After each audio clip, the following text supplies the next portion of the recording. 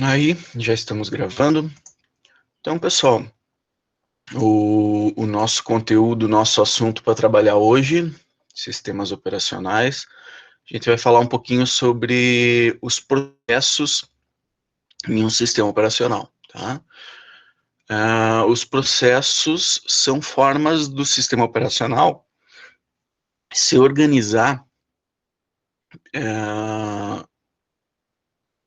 para saber o que está sendo executado, o que precisa ser executado, quanto tempo vai decidir e vai, né, liberar de processador para cada um desses processos, para manter, uma forma de manter os dados importantes desses processos guardados, né, que as informações importantes e tudo mais. Mas, acima de tudo, é uma forma de organização, tá? Uma forma de organizar e armazenar as informações importantes de tudo que tá sendo executado ou que está aguardando para ser executado, tá? E é comum a gente ver nos equipamentos atuais que os computadores aí fazem várias coisas ao mesmo tempo, tá? Então, enquanto ele está, sei lá, rodando um programa que você mandou abrir, tá rodando o navegador aí, tá rodando o Meet nesse navegador, ele pode estar baixando algum arquivo que você mandou baixar em outra página, ou num torrente da vida. Você pode estar com o YouTube rodando também, ou com o Spotify rodando música. Você pode estar com o Word aberto para fazer algumas anotações. Então, o teu computador ele faz diversas coisas. E essas coisas são feitas, por assim dizer, ao mesmo tempo, tá? Isso ele é possível, tá? Porque o computador tem uma forma de organização de vários processos. No princípio não era assim. No começo da computação, os computadores executavam uma tarefa, tá? Então, ele executava um lote de comandos e quando terminasse de executar esse lote, ele podia começar a executar o lote de novo ou passar para executar outro lote aí. Até há pouco tempo atrás, essa executar várias coisas ao mesmo tempo era meio que uma lenda, tá? Tanto que o pessoal sempre utilizava aspas e tudo mais, porque especialmente nos ambientes domésticos, tá? Nos computadores de casa, executar mais de uma coisa ao mesmo tempo não existia, tá? Os computadores, especialmente os que têm só um processador ou só um núcleo, eles não são capazes de executar mais coisas ao mesmo tempo. Ele depende totalmente da divisão de tempo entre tarefas para poder executar mais coisas. Então, o computador tornou-se tão eficiente em fazer essa divisão de tempo, em dar um pedacinho do processador para cada um, uma fatiazinha de tempo do processador para cada um, que para nós parece que ele faz tudo ao mesmo tempo. Tá? Parece que todas as coisas estão sendo executadas paralelamente. Quando, na verdade, o processador separa alguns microsegundos, ou melhor, o sistema operacional separa alguns microsegundos do processador para cada uma das tarefas que ele precisa executar, e o processador vai executando elas em sequência. Tá? Então ele vai fazendo uma, outra, até que volte lá na primeira de novo, certo? Então tem todo um esquema de organização aí que permite que os computadores ajam da forma com que eles trabalham aí já há bastante tempo. E vale notar que os sistemas operacionais eles se tornam muito mais eficientes nesse escalonamento, nessa organização dessa fila de execução com o passar dos tempos, tá? Lá no Windows 95, por exemplo, era comum você estar executando um programa e esse programa dizer, não, agora eu preciso de todo o processador para mim e não largar o processador. E o processador, o computador ficava praticamente travado, conseguindo executar mais nada enquanto esse programa tivesse agindo dessa forma. Então, o estrago que vírus ou que, né, outros programas maliciosos podiam fazer, ou às vezes nem maliciosos, mas mal programados, podiam fazer era bem grande. tá? Hoje que a gente tem uma organização melhor disso, que nos permite também minimizar os danos que esse tipo de programa né, de programa mal programado ou de vírus faz no computador. Esse paralelo, esse ao mesmo tempo, por muito tempo ele foi chamado de paralelismo. Ou seja, é paralelo, é ao mesmo tempo, mas não é bem ao mesmo tempo, é ao mesmo tempo fake, tá?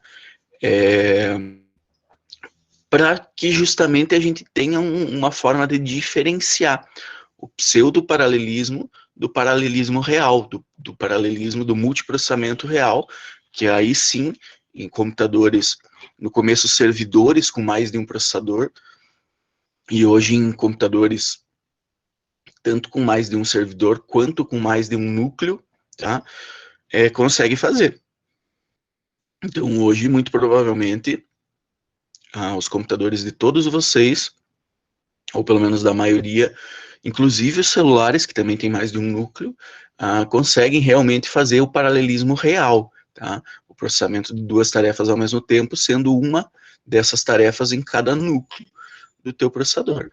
Então, a responsabilidade do sistema operacional em organizar essa tarefa, ela é muito maior, tá? Ela é muito maior, e aí a fim de manter todo esse cronograma de todos esses processos, de todos esses núcleos cheios, né, em execução sempre. O que é muito interessante aí.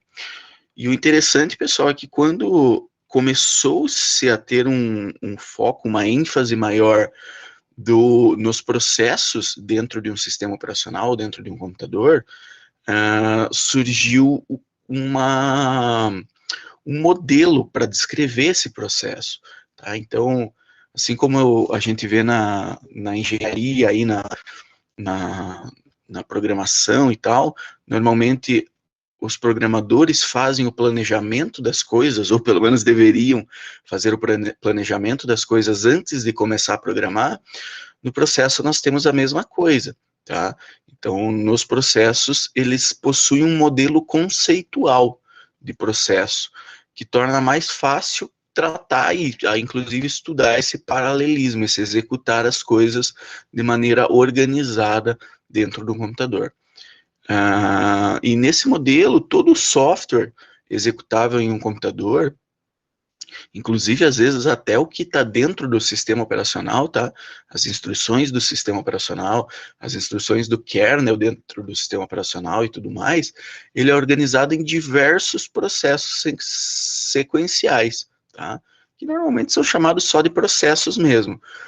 Ele é simplesmente um programa em execução, incluindo os valores correntes. Então, toda a memória e todos os dados que esse processo precisa para ser executado, ele também faz parte de desse modelo de processo, também faz parte dos dados que o computador armazena para ter para ser capaz de fazer essa troca entre o que está sendo executado e o que está aguardando. Tá? Os registradores do processador, os valores das variáveis e tudo mais. Tá? Da forma com que existe hoje, cada processo tem o seu próprio processador virtual. Então, imagina assim, todo processo dentro do computador, ele armazena os seus dados, ele armazena as suas informações, como se ele tivesse um processador só para ele. Tá? Então, se nós tivermos 100 processos sendo executados, para cada um desses processos vai parecer que ele tem um processador só para ele. Por quê? Porque ele não limpa a memória, ele não limpa os registradores, ele não limpa os dados armazenados. Tá? Ele mantém todas as informações, o processo mantém todas essas informações na memória. E aí, o que o sistema operacional faz? Imagina que está executando o processo A, tá? E o processo A tem toda uma quantidade de informações dele. data e hora que começou, os registradores do processador, os valores da memória, o usuário que é responsável, o programa a qual esse processo está ligado. Todas as informações estão ali. E todas essas informações estão dentro do processador porque ele está sendo executado. Quando terminou o tempo desse processo, essas informações todas são removidas do processador e ficam só no processador virtual desse processo, ficam armazenadas na memória desse processo. Aí o próximo processo da fila vai lá e pega as suas informações, que estão já armazenadas todas dentro da memória, e joga para dentro do processador de verdade. E aí sim o processador de verdade vai começar a executar esse processo de acordo com as informações que estão lá.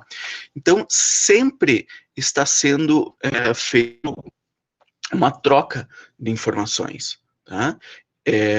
Das informações do processo que está sendo executado, ele sai e entra o próximo processo. Imagina assim, essa parte é um pouco, às vezes, confusa, tá? Espero que todos estejam entendendo direitinho aí. Se alguém tiver qualquer dúvida ou quiser que eu explique de novo, por favor, pergunta, né? Pergunta que eu respondo de novo. Mas é mais ou menos assim. Imagina que tem 10 grupos esperando para apresentar um trabalho lá na sala, né? Nós temos 10 grupos esperando para apresentar o trabalho. Cada grupo tem todas as suas informações. Tem o seu PowerPoint prontinho para pôr na tela, tem os membros do grupo que estão ali, tem as informações sobre o trabalho. Então, cada grupo está ali esperando. Tá? Só que aí, o único que está com os membros do grupo lá na frente e com o PowerPoint aberto no projetor é o grupo atual. É o grupo, por exemplo, aí da Milena. Então, o grupo da Milena está lá na frente, está com o processador, está utilizando o processador. Aquele é o que está na vez. Quando a Milena terminou de apresentar, o próximo grupo é o grupo da Rafa. O próximo grupo é o grupo da Rafa. Aí a Milena vai tirar todas as suas informações, vai tirar o seu PowerPoint, os membros do grupo vão sair lá da frente e vão se sentar, e o próximo grupo vai vir e vai carregar as suas informações no data show e na frente da sala, tá? Então, isso funciona de uma maneira um pouco similar à forma com que o sistema operacional faz também, tá? O que está sendo executado está com todas as informações carregadas dentro do sistema operacional. Chegou a hora de trocar, tira tudo, limpa, guarda em outro lugar. E o próximo vem e carrega as suas informações. Carregou, processou, terminou de processar o tempo, tira de novo, o próximo põe de novo. E isso ocorre milhares de vezes por segundo. Tá? Isso ocorre milhares de vezes por segundo, e é isso que nos dá essa ilusão, né, de que as coisas ocorrem todas ao mesmo tempo. Não é todas ao mesmo tempo. Às vezes o vídeo do YouTube que você está assistindo não está sendo executado no processador exatamente agora. Tá? Ele vai ser executado daqui a 2 microsegundos. Mas esse processo é tão rápido, que para nós parece que é tudo ao mesmo tempo. E essa rápida alternância, pessoal, essa troca rápida das coisas é o que permite, é o que nós chamamos de multiprogramação. Tá? Então, a multiprogramação, a execução de tarefas em paralelo, mesmo que seja esse paralelismo fake, tá? É o que nós chamamos de multiprogramação. E aí, é importante a gente, né, já que são conceitos que estão cada vez mais comuns na programação, essa é uma grande diferença entre um processador com só uma thread ou com mais threads. Tá? Um processador com 2 threads, por exemplo, que a gente chama às vezes de núcleo virtual. Tá? Quando um processador tem só um núcleo, mas tem 2 núcleos virtuais, ele não consegue executar 2 coisas exatamente ao mesmo tempo. Mas mesmo assim ele tem uma vantagem. A vantagem é que ele não precisa trocar os cabeçalhos tanto. Esses dados que vão junto com o processo para serem executados, ele executa de uma thread. tá? Aí, quando essa thread vai limpar os seus dados para carregar o outro, tem uma demora, tá? Leva um tempinho, tem que tirar todas as informações, colocar as outras no lugar. Enquanto está sendo feita essa troca, o processador para de executar essa thread e passa a executar a próxima, que já está com os dados carregados. E aí ele está executando essa enquanto os dados aqui são limpos e trocados. Terminou de executar essa, está na hora de voltar para a primeira thread. Mas essa primeira thread já fez a troca. Então você perde menos tempo. Você tem menos tempo ocioso aí no teu processamento. Você tem menos tempo de aguardo entre essa troca. E é importante a gente saber, né, a gente lembrar que existe sempre uma fila de alternância de processos dentro de um sistema operacional. Então, ele tem uma forma de se organizar, ele tem uma filinha para dizer, olha, primeiro executa o processo do Gmail que está aberto no Chrome, porque para o Chrome, cada aba é um processo, pelo menos um processo diferente, tá? Por isso que quando trava o navegador, normalmente trava só aquela aba e não todo ele. Então eles fizeram essa divisão para usar melhor, para evitar travamentos do navegador inteiro e para utilizar melhor vários processadores. Então, o primeiro processo na fila é o Chrome que está com o Gmail aberto. O próximo é o gerenciador da rede Wi-Fi, que fica aberto no sistema operacional. O próximo é o Chrome com o YouTube, que também está aberto. O próximo da vez é algum sistema importante do sistema operacional, é um processo do sistema operacional. O outro é um processo do, sei lá, do Meet que está aberto no Chrome de vocês.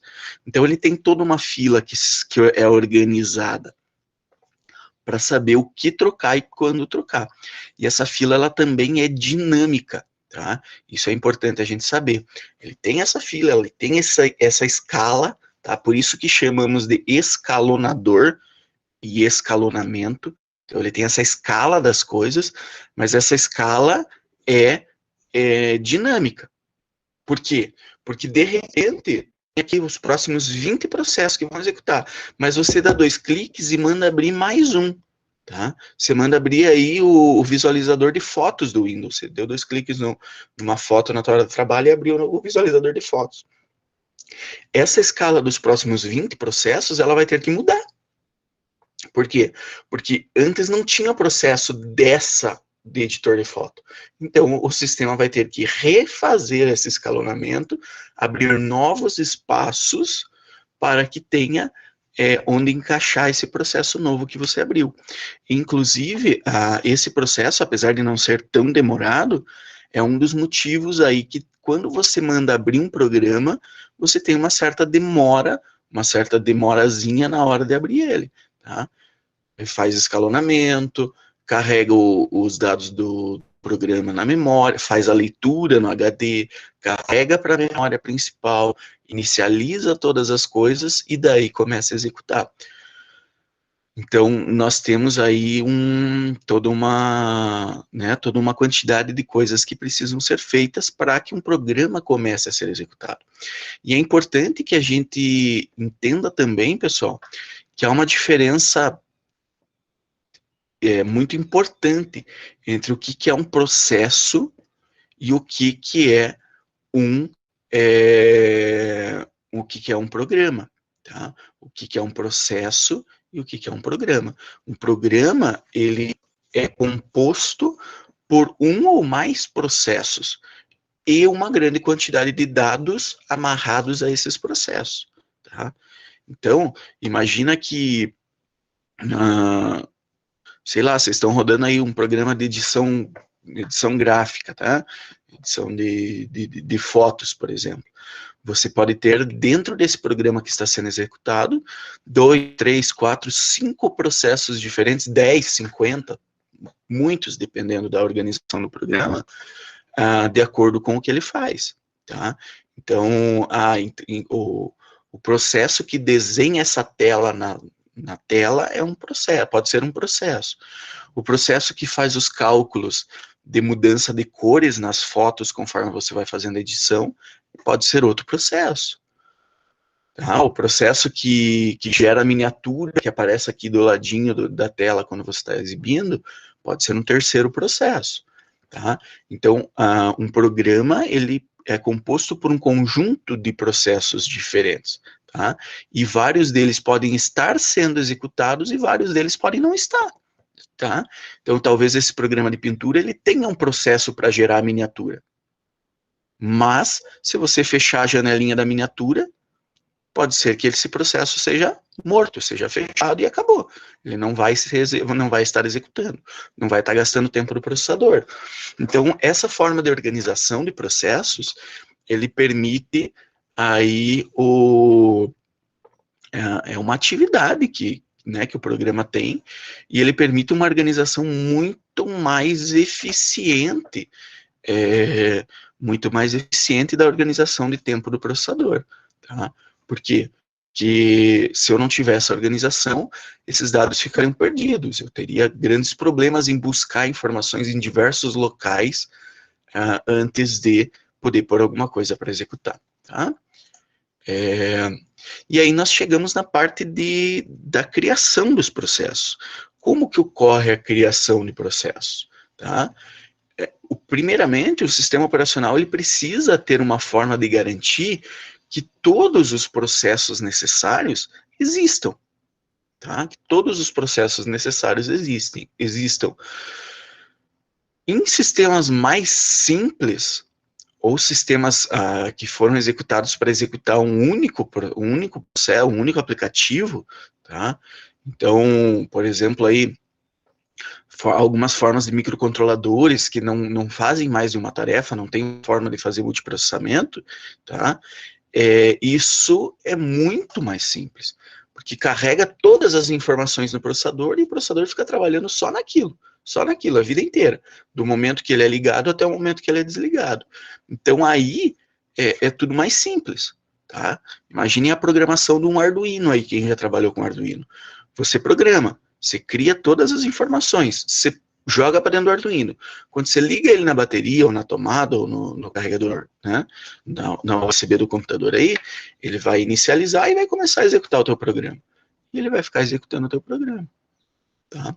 E é aquilo que ele faz. Não tem como, de repente, você dizer, viu, fecha o programa que faz o monitoramento de dados e agora abre o programa de controle do robô. Não é assim. Se você quer mudar a função dele, você tem que reprogramar, tá? Mas essa simplicidade, infelizmente, ela só existe dentro de microcontroladores muito simples, tá? Ou de sistemas muito mais simples. E sistemas que normalmente precisam de que as coisas ocorram em tempo real. Tá?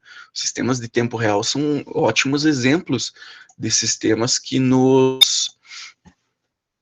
fazem isso. Por quê? Porque eles têm que estar pronto para reagir assim que as coisas acontecem. Tá? E aí, quando a gente não tem essa simplicidade, quando o nosso sistema é mais complexo, seja por causa de um sistema operacional complexo, seja por ser um computador inteiro complexo, né, por ser uma máquina maior, eu não tenho como garantir isso. E aí eu preciso que o meu sistema operacional tenha uma forma de criar esses processos, de fazer a troca dos processos que está sendo executada, de gerenciar esses processos e de eliminar esses processos. E basicamente, pessoal, existem 4 eventos que acarretam na criação de um processo. Tá? Quando que um processo é criado? O sistema inicializa, está dando boot no Windows aí. O sistema operacional está criando diversos processos, pondo eles para executar, que são os processos de inicialização do sistema operacional e são os processos do sistema operacional. Tá? Então, enquanto o sistema está inicializando, é uma carrada de processos que vai sendo executado. 2, a realização de uma chamada de sistema por um processo que já está em execução para a criação de um processo. Tá? Então, imagina que você manda abrir o teu programa, aquele de edição de imagem, que a gente usou como exemplo agora há pouco. Você fechou a abinha ali que mostra a miniatura, então o processo da miniatura morreu. não existe mais. Aí, de repente, você vai lá no menu e clica em exibir miniatura. Ele vai ter que voltar a exibir a miniatura. Então, o teu programa vai dizer para o sistema operacional, ô sistema operacional, cria para mim o processo de novo, o código dele é esse aqui, beleza? E aí o teu sistema operacional vai voltar, vai começar de novo, vai inicializar, vai criar esse processo e vai pôr para ele rodar. Tá? Então essa é a segunda forma. Terceira, pedido de um usuário para criar um novo processo. Tá? Dei 2 cliques em um programa qualquer. Beleza, o sistema operacional vai criar esse processo para mim e vai pôr esse programa para rodar. Tá? Então essa é a terceira forma. E a quarta é o início de uma tarefa. Seja uma tarefa agendada, seja uma tarefa que está no script, seja uma tarefa né, que tem alguma programação para inicializar automaticamente. Então aí funciona mais ou menos parecido como quando você dá 2 cliques no programa.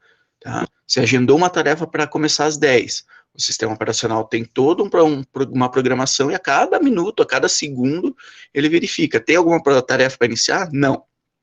Tem alguma tarefa para iniciar? Não. Tem alguma tarefa para iniciar? Tem. Então, beleza, então vai iniciar essa tarefa. Tá? Então, essa aí é a nossa quarta forma de fazer essa criação do processo. E é legal a gente saber, pessoal, que em sistemas operacionais como o Linux, todo processo vira um arquivo. Tá?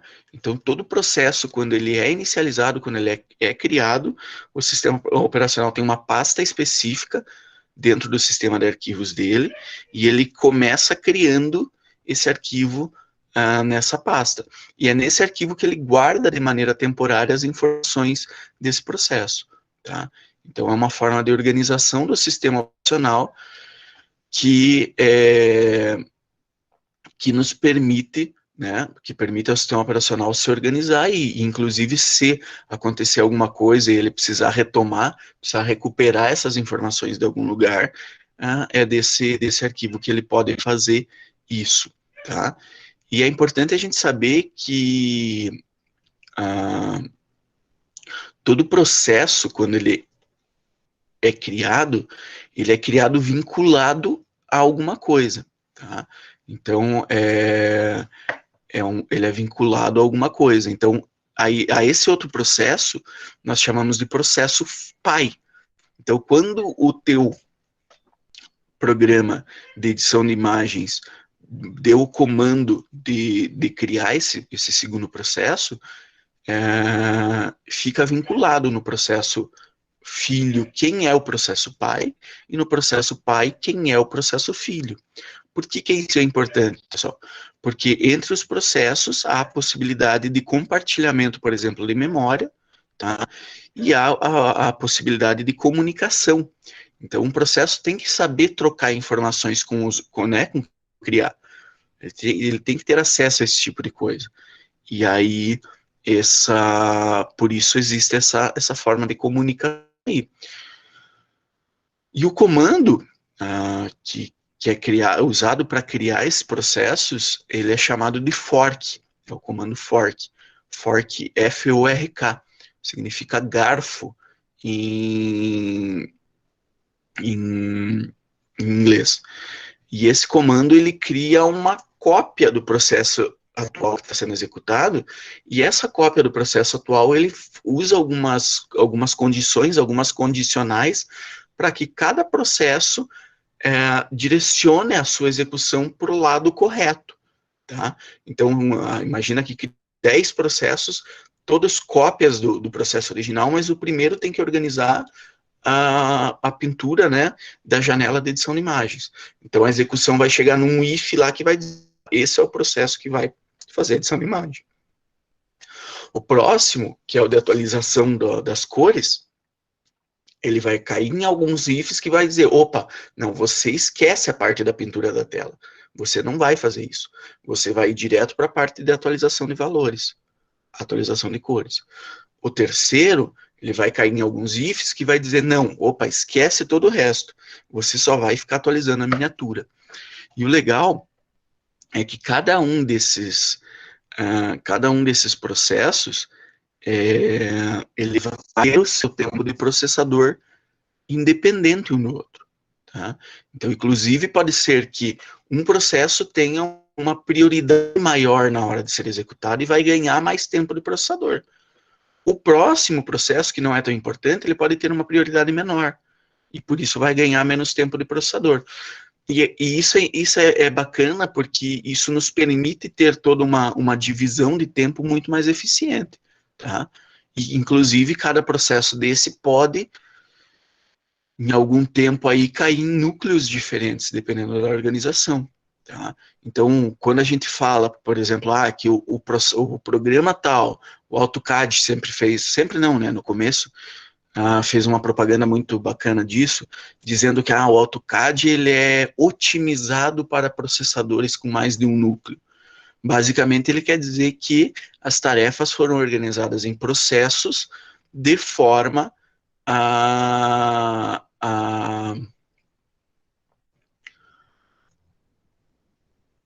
fugiu a palavra.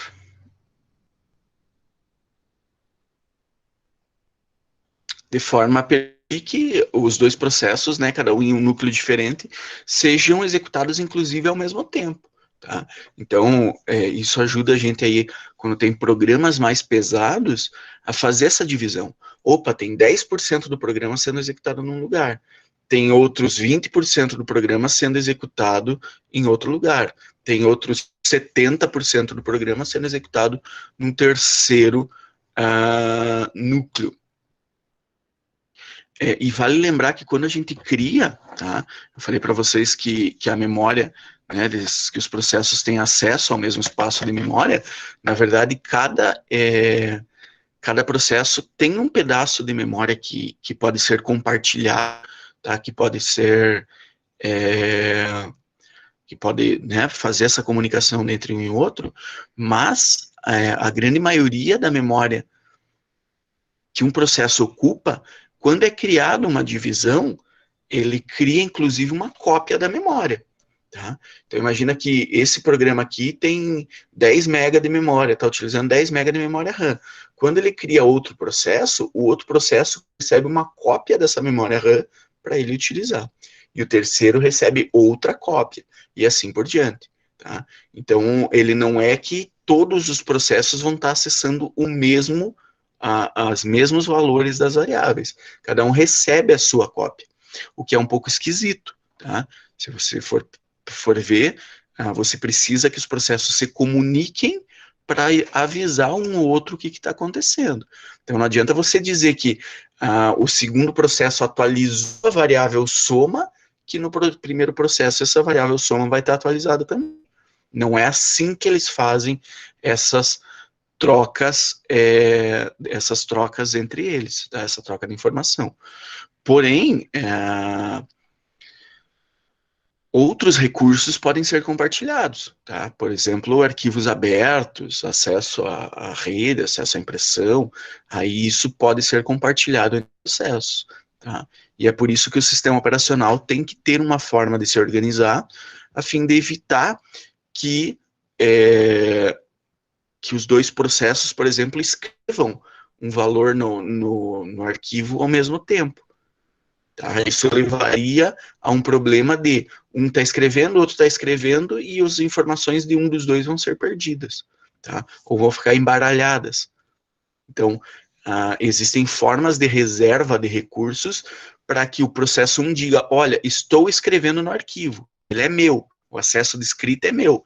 Se vocês quiserem ler, você até pode ler, mas quem está escrevendo sou eu. Os outros, se quiserem escrever, precisam aguardar chegar a vez deles, para daí que eles possam escrever nesse arquivo. Tá? Então, esse sistema de organização e de hierarquia, ele é muito importante. Tá? É por isso que quando vocês mandam abrir, por exemplo, não sei se vocês já fizeram isso, mas se vocês abrirem, imagina que vocês têm um arquivo do Word numa pasta na rede ou alguma coisa assim, e você dá 2 cliques nesse arquivo, ele vai abrir. Se você ir no outro computador ou logar com outro usuário no teu computador e mandar abrir o mesmo arquivo, você vai receber uma mensagem dizendo, esse arquivo já está aberto em outro local. Deseja abrir como somente leitura? Sim ou não? Por quê? Porque no segundo lugar onde você está abrindo, esse arquivo já tem uma reserva, ele já está reservado. O segundo lugar que abrir, se você concordar, vai abrir como somente leitura, para você só ver os valores. Senão, ele não vai nem deixar abrir. Então, isso faz parte da organização do acesso a recursos. E além de poder ser criado, um processo ele também pode ser terminado, ele pode morrer, tá? E esse encerramento desse processo, ele também segue basicamente quatro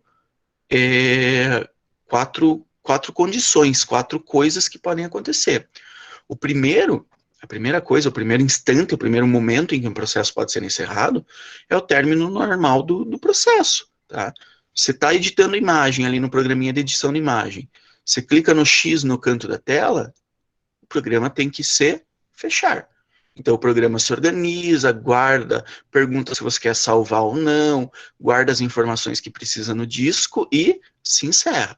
Então esse é um término voluntário, esse é um término normal do processo, tá? Que pode ou não coincidir com o fechamento do programa, tá? A gente já viu que programa e processo são 2 coisas diferentes, tá? Então, se você, no exemplo da edição de imagem que eu dei, se você fechar só a miniatura, o processo da atualização na miniatura vai se encerrar. Só aquele processo. Se eu fechar no X do programa, o programa inteiro vai encerrar todos os seus processos e vai fechar. Tá? Então, nós temos que sempre lembrar disso. Sempre lembrar que processos e programas são muito diferentes.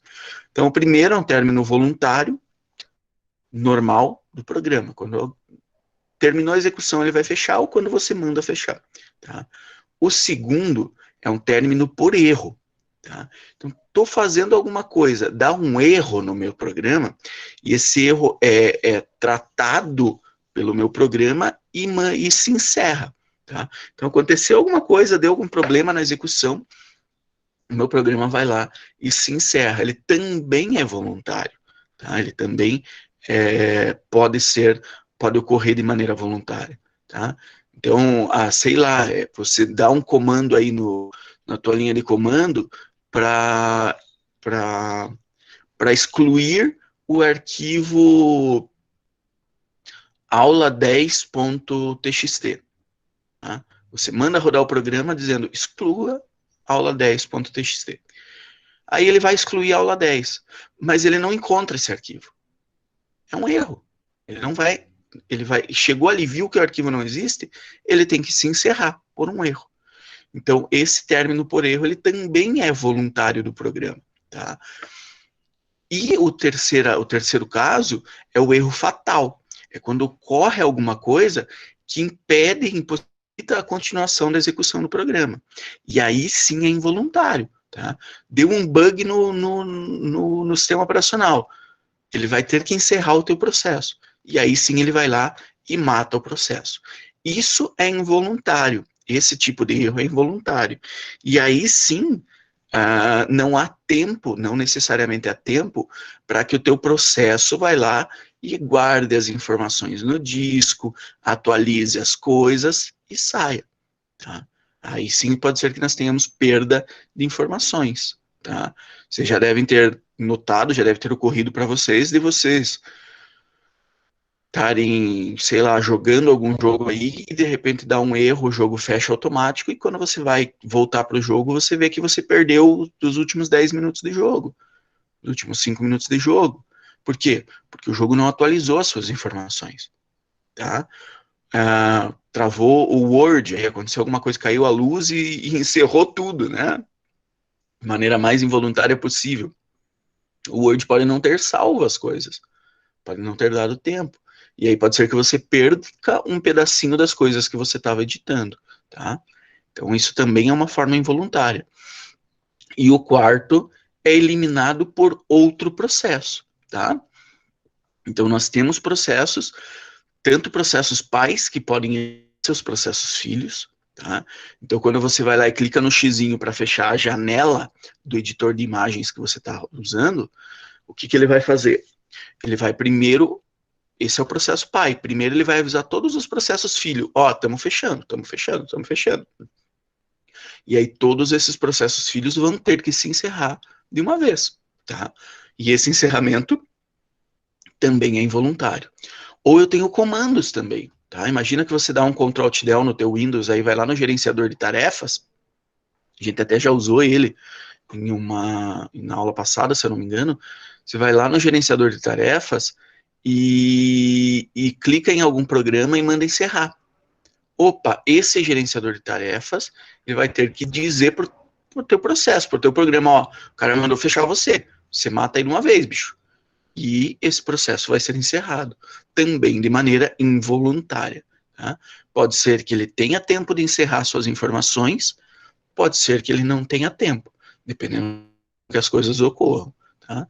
Inclusive, o Linux tem um comando chamado kill, que serve exatamente para isso. Você manda matar um processo e ele encerra esse processo. Pelo que for. Ah, o processo travou, quero encerrar ele. Vou lá e mando dar um kill pelo código do processo. Pronto, ele vai encerrar. Ou então ele está usando muita memória, eu vou lá e mando encerrar. Ou então ele está assim, sendo executado em segundo plano, não tem uma janela que eu possa clicar no xizinho. Beleza, então eu vou lá e mando encerrar. Então nós temos também, assim como nós tínhamos 4 formas de criação do processo, 4 circunstâncias para a criação do processo, nós temos 4 circunstâncias para o encerramento ou para o término de um processo. Ok? 10h05, pessoal, quase uma hora de aula. Alguém tem alguma dúvida, por favor? Nessas horas que vai encerrar, Léo, sim, pode ser uma alternativa, sim. Só que, assim, o que é salvo na RAM é perdido. Tá?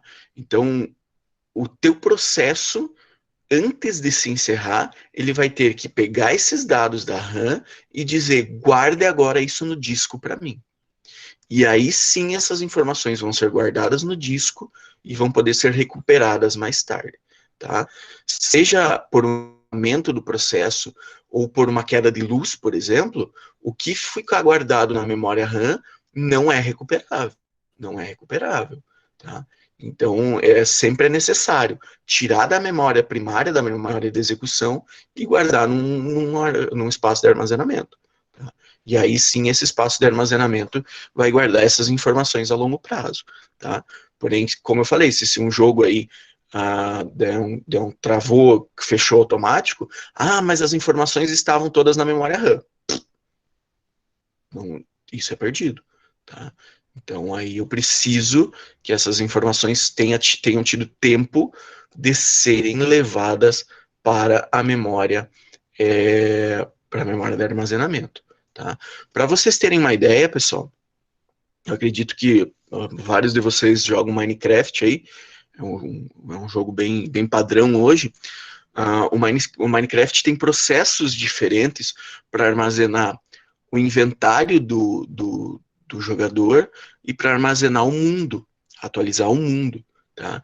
Então, ele atualiza essas duas informações em paralelo. Tá? Então, são duas coisas diferentes, o que está no teu inventário e o que está no mundo. E às vezes acontece de travar, por exemplo, né, aconteceu alguma coisa, travou, caiu a luz, por exemplo, pode ser que o seu inventário tenha sido atualizado, mas o mundo não. Tá? Ou a sua posição no mundo tenha sido atualizado, mas o mundo não.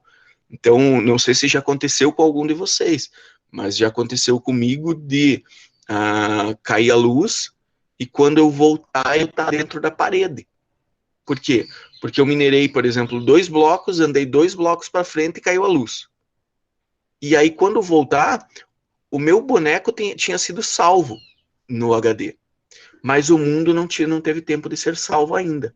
Então, a posição nova do meu boneco, 2 blocos à frente, foi atualizada. Porém, na gravação do mundo, 2 blocos à frente ainda é o bloco sólido, porque ele não teve tempo de gravar que eu quebrei aqueles 2 blocos.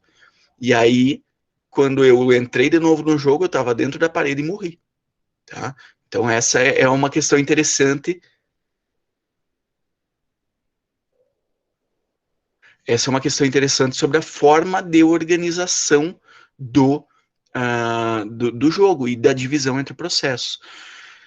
Se o jogo deu crash sem autosave habilitado, mas quando eu abri de volta ele está igual quando fechou, ele não crashou de verdade, olha, pode ser que o jogo tenha alguma maneira de fazer esse resguardo dessas informações, mesmo sem o autosave, tá? Por exemplo, o exemplo que eu dei no Minecraft, pode ser que ele vá a cada X segundos guardando essas informações de alguma forma, em algum lugar.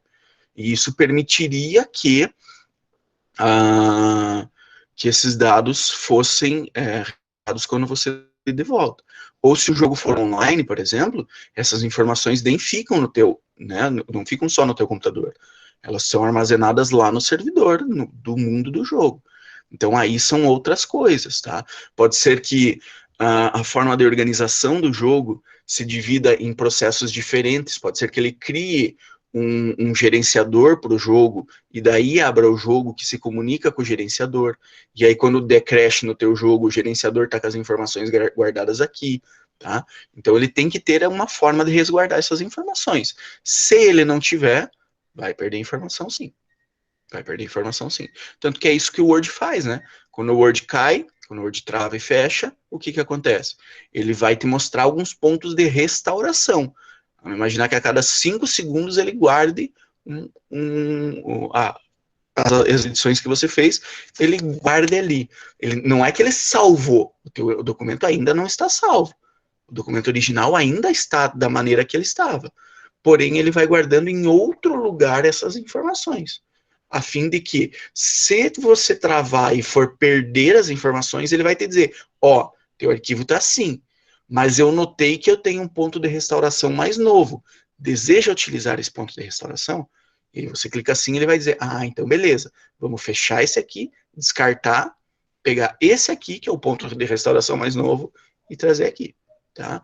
Então o jogo deve fazer da mesma forma, dependendo da forma com que cada jogo é programado. Tem toda uma gama de informações. Uma grama de informações. Tem toda uma gama de formas de criar as coisas. Então, mas em geral é assim que funciona. Entendeu? Sacou? Então, beleza. Pessoal, se não temos mais dúvidas, damos por encerrada a aula de hoje, tá? De acordo com o nosso planejamento, a nossa próxima aula é para ser na segunda-feira que vem, dia 31/8, tá? Sobre essa aula, para a gente ter uma forma de controle, inclusive de quem está acompanhando e quem está vendo essas aulas gravadas, eu vou pôr uma atividadezinha no Classroom, tá?